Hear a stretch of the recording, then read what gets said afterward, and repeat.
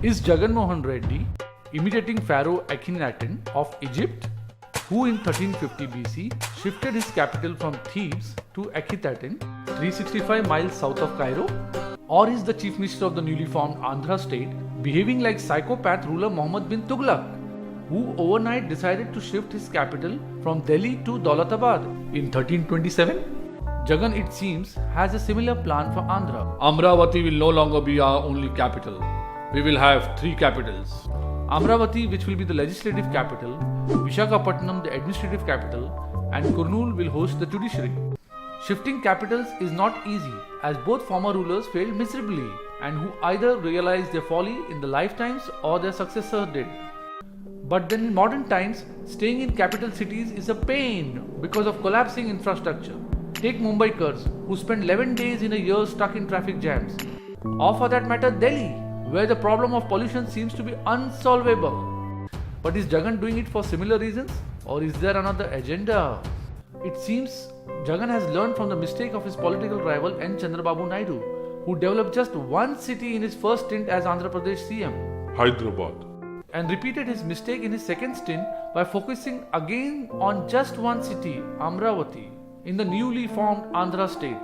Mistakes that proved disastrous for his political career, losing his first re-election in 2004 in undivided Andhra Pradesh to Jagan's father, YSR Reddy, and in 2019 to his son, Jagan. Naidu seemed to have forgotten about rural areas and small towns of Andhra, who formed the bulk of voters and threw him out. Jagan, on the other hand, is putting his political eggs in 3 different baskets in the hope to spread his development work to wider audiences. Interestingly, Andhra region has been ruled by half a dozen capitals in its small history. First, by Madras, when it was part of Madras Presidency. Then in 1952, noted Gandhian leader Potti Sri Ramalu, upset by Tamil domination, made a drastic move. I am going on a fast unto death, until Telugu-speaking people are given a separate state. Sri Ramalu's death after fasting for 35 days on December 15, 1952, led to a massive agitation, forcing Nehru, who never expected such an outcome, to form India's first state based on linguistics. The state of Andhra will be formed on the first day of October 1953. Carved out of Madras Presidency, the new Andhra state excluded Hyderabad city, as it was then part of Hyderabad state, and Kurnool was made its capital. Later, as India shifted to states on a linguistic basis, on November 1, 1956, Hyderabad city and Telangana regions of Hyderabad state were merged into Andhra Pradesh. But before that, there was a gentleman's agreement between chief ministers of the 2 states. You must ensure safeguards of Telangana people from discrimination by the Andhra government. Okay. Unfortunately, this gentleman's promise was not kept, which led to another leader going on fast in 2009. KCR. We need a separate state of Telangana. This time the central government didn't wait for anyone to die. In 11 days, Dr. Manmohan Singh relented. The process to form a separate Telangana state will be initiated, leading to the formation of a new state of Telangana on June 2, 2014, with KCR becoming its first chief minister and Chandrababu Naidu of Andhra.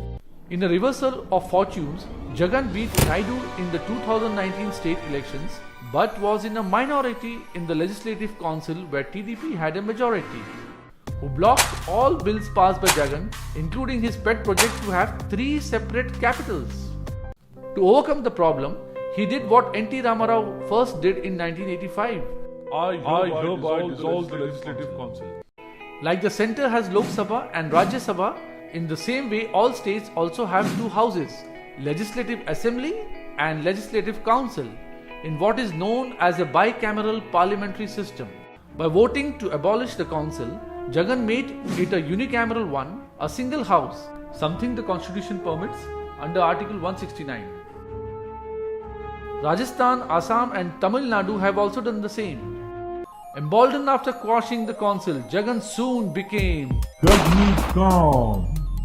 He began cancelling one project after another that had been awarded under the previous Naidu administration. Infrastructure project in Amravati for startups, shopping and convention center in Visakhapatnam, and the Polavaram Hydel project. Physically had demolished the Prajavedika or People's Grievance Cell, where Naidu used to hear complaints from the public. So vindictive did he seem that he was called Jagan Mohan Reddy has become Raddula Reddy. But it is possible Jagan believes that by cancelling these projects, he is taking revenge on former Naidu associates who may stand to lose by the annulment. Jagan now requires funds and approval from the Law Ministry to shift the High Court from Amravati to Kurnool. To that end, Jagan is ardently wooing Prime Minister Modi, who may seek a return of the favour during the next general election. There are already petitions being heard in the court to block Jagan's plans. No government office should be shifted anywhere till the petitions are heard. Many countries have shifted their capital. Brazil from Rio de Janeiro to Brasilia, Netherlands from Amsterdam to The Hague, Pakistan from Karachi to Islamabad, Myanmar from Rangoon to Naypyidaw, Indonesia from Jakarta to Borneo Island, Australia from Sydney to Canberra. But the only example that matches Jagan's experiment of a country with 3 capitals is South Africa, Pretoria, Cape Town and Bloemfontein. Call it a maverick decision or a visionary one. Only time will tell, but the concept of decentralization is the right growth path for India. Bizbo's Limerick. Jagan Mohan wants to decentralize the state. Don't you think his idea is great? Benefits spread, more butter and bread. It may even help him win on re-election date. Subscribe to Bizbo and click on the bell icon to get notified whenever Bizbo releases a new video. Sources of all our information is listed in the video description section.